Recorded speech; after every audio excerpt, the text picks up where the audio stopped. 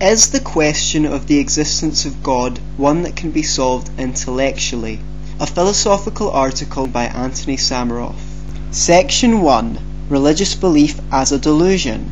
In the serious study of religious philosophy, academics will generally dismiss the allegation that spiritual belief is a delusion.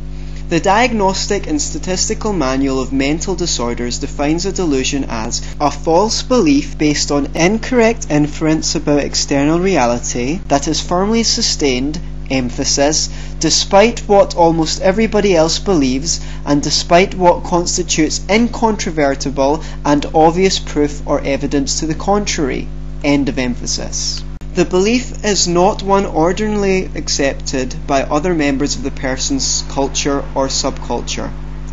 My emphasis was added in order to illustrate where the problems with the argument that religious belief is a delusion lie.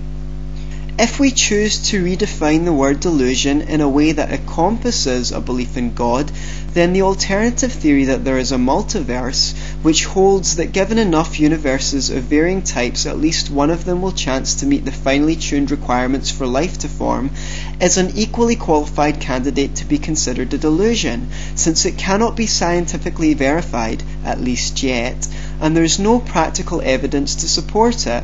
It is a speculation. But speculation is how scientific theories are formed. The purpose of a theory is to explain the objective world. The better that theory explains it, i.e. the more of it can account for and predict the behaviour of, the better the scientific theory is considered to be.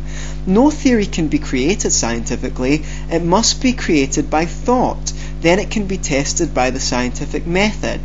In the absence of a sound and incontrovertible theory explaining the existence of the universe, the hypothesis that it was created may or may not turn out to be as plausible as any other.